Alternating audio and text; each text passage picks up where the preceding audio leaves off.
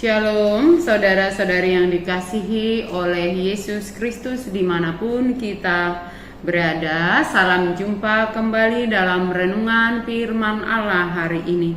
Namun sebelum kita mendengar firman Tuhan, mari kita persiapkan hati dan pikiran kita. Kita memohon bimbingan Roh Kudus, kita berdoa.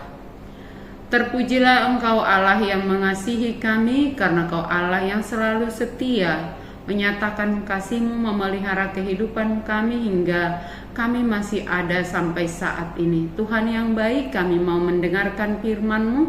Berkenanlah Engkau Tuhan berfirman kepada kami, dan berkenanlah Engkau memberikan kami Roh-Mu yang kudus agar kami boleh menerima firman-Mu dengan kuat kuasa Roh-Mu, dan kami boleh mengerti serta melakukannya dalam hidup kami.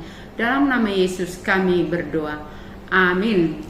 Firman Allah yang menjadi renungan buat kita hari ini, Selasa 10 Februari 2026, diambil dari Rom 12 ayat 9. Demikian firman Tuhan.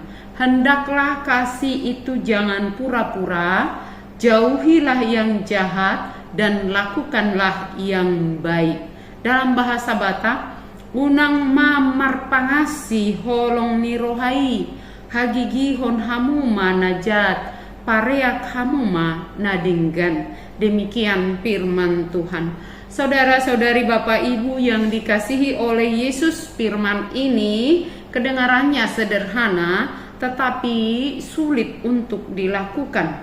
Pesannya supaya kasih itu tulus, murni, jangan pura-pura atau palsu, pura-pura baik, pura-pura ramah, dan seterusnya. Karena itu saya katakan tadi kedengaran sederhana, hendaklah kasih itu jangan pura-pura, katanya.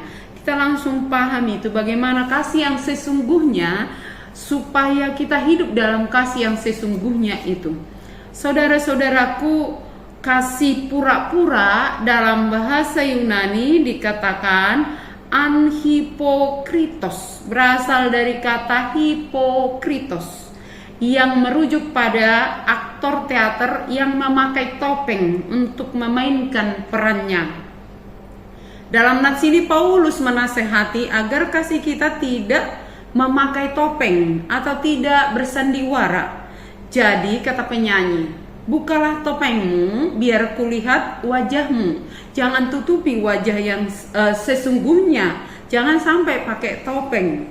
Dalam hal ini firman Allah mau mengingatkan agar hidup dalam kasih yang tulus, yang jujur, yang murni, jauh dari kejahatan. Kasih yang murni, yang tulus pasti melakukan yang baik. Maka langsung dikatakan, hendaklah kasih itu jangan pura-pura, jauhilah yang jahat, lakukanlah yang baik. Kasih yang tulus, sekali lagi murni, jujur, pasti melakukan yang baik. Tapi jika tidak kita lakukan kasih yang murni atau kasih itu berpura-pura, pasti akan mendatangkan kerugian atau yang tidak baik. Contohnya, kita bayangkan ada dua buah cincin dalam toko emas yang dipajang. Sama-sama kelihatannya sama-sama bagus, cincinnya sama-sama besar, besarnya sama, dan warnanya sama-sama menunjukkan seperti warna emas yang murni. Tapi sebenarnya satu cincin itu terdiri dari emas 24 karat yang seolah-olah itu lebih tidak murni. Lalu yang satu lagi cincin yang sesungguhnya dia hanya sepuhan, dilapisi dengan emas. Jika kita membeli dua-duanya itu, maka di satu sisi setelah kita pakai itu akan menyatakan warnanya yang asli. Yang asli itu sekalipun dipakai tiap hari dia tidak akan luntur. Tetapi yang hanya sepuhan itu akan menunjukkan sesungguhnya dia emas atau tidak. Karena dia hanya besi yang dilapisi dengan emas, maka ketika dia kena air, panas, dan seterusnya kalau dipakai secara terus-menerus, dia akan luntur sepuhannya tadi. Berarti mendatangkan kerugian. Nah, seperti itulah kasih itu. Jika kasih itu pura-pura, ketika berhadapan dengan kita, pura-pura ramah, pura-pura baik, ingin dipuji dan seterusnya. Tetapi ketika datang masalah, ada konflik, ada persoalan, langsung nyatalah aslinya. Apakah dia dalam kasih yang sesungguhnya? Karena itu, kasih itu jangan sampai seperti kasih sepuhan tadi, atau yang dilapisi, atau yang ditutupi dengan topeng. Karena ketika seperti itu akan menyusahkan banyak orang. Nah, ini yang sering misalnya kita katakan, bahkan saya pernah dengar ulasan begini, mana lebih indah kasih atau cinta waktu masih pacaran atau sudah berkeluarga? Bahkan ada yang mengatakan lebih indah waktu pacaran. Kita bayangkan saja kalau pasangan muda-mudi itu selama dia berpacaran, dia akan mengatakan kata-kata yang indah, puisi yang indah terhadap pasangannya. Tetapi ketika sudah menikah, tinggal dalam satu rumah, jangankan setahun, 2 tahun, 10 tahun, dia belum setahun, karena sudah langsung kelihatan aslinya. Di situ dia kasih itu mulai pudar seperti sepuhan tadi. Kelihatan aslinya, sehingga rumah tangga itu tidak akan berdiri kokoh. Tetapi kita bandingkan pasangan, jika entah dia waktu masih pacaran itu tidak terlalu saling mengenal, tetapi seiring dengan perjalanan waktu kasih mereka semakin kuat, sampai tua dia akan semakin kuat karena kasihnya tidak dilapisi oleh sepuhan-sepuhan tadi, yang kepura-puraan tadi. Tetapi ada kasih yang tulus, yang murni, dan terus belajar mengasah kasih itu seperti emas yang diasah, yang dibakar, semakin murnilah kelihatan emas itu. Seperti itulah kasih.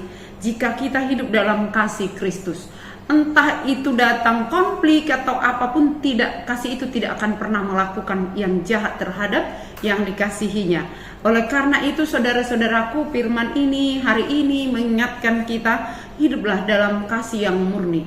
Karena kasih yang murni, yang tulus itu akan mendatangkan kebaikan bagi kita pun bagi sesama. Sebaliknya, jika kasih itu berpura-pura, maka cepat atau lambat dia akan mendatangkan kesusahan dan kerugian. Pilihan ada pada kita, tetapi yang sesungguhnya firman ini mau mengingatkan kita, hiduplah dalam kasih yang tulus seperti kasih Kristus.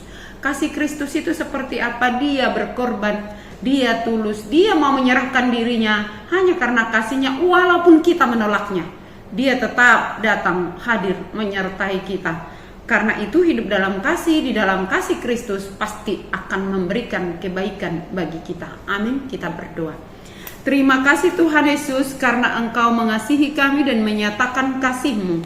Kasih-Mu itu kasih yang tulus, yang murni. Ajar kami untuk hidup dalam kasih yang tulus itu, bukan kasih yang berpura-pura. Siapapun kami yang mendengarkan firman ini, jika ada di antara yang mendengarkan firman ini sedang mengalami kasih yang hampir-hampir pudar di tengah keluarga ataupun terhadap sesama, biarlah Tuhan yang memulihkan kasih, hubungan yang baik di antara sesama kami pun di tengah-tengah keluarga. Jika ada yang sedang bermasalah, biarlah kasih setiap orang yang mengenal Engkau, yang percaya kepadamu, yang mendengarkan firman ini, kasih yang tulus, yang jujur, yang mendatangkan kebaikan dan jauh dari segala kejahatan. Berkati mereka yang mendengarkan firman ini dengan kasih-Mu Tuhan, agar semuanya hidup dalam kasih yang tulus itu. Terima kasih Tuhan Yesus, Kau berkatilah setiap jemaat-Mu, setiap hamba-hamba-Mu yang memberitakan firman di dalam kasih-Mu. Berkati juga bangsa dan negara kami ini Tuhan. Nyatakan kuasa kasih-Mu agar semuanya boleh hidup dalam kasih itu. Karena kami percaya apapun agamanya, kasih itu akan terus bisa menembus batas-batas, bahkan batas agama sekalipun. Kasih Kristus itu tidak terbatas. Karena itu biarlah kasih-Mu itu yang nyata di tengah-tengah bangsa dan negara, di tengah masyarakat pun dalam persekutuan kami, di tengah keluarga dan gereja. Terima kasih Tuhan, ampuni kami atas segala kekurangan kami dan sempurnakan doa kami di saat kami sama-sama berdoa dalam doa Bapa kami. Bapa kami yang di surga, dikuduskanlah namamu, datanglah kerajaanmu, jadilah kehendakmu di bumi seperti di surga. Berikanlah kami pada hari ini makanan kami yang secukupnya, dan ampunilah kami akan kesalahan kami seperti kami juga telah mengampuni orang yang bersalah kepada kami. Dan janganlah membawa kami ke dalam pencobaan, tetapi lepaskanlah kami daripada yang jahat. Karena Engkau yang punya kerajaan dan kekuasaan dan kemuliaan sampai selama-lamanya.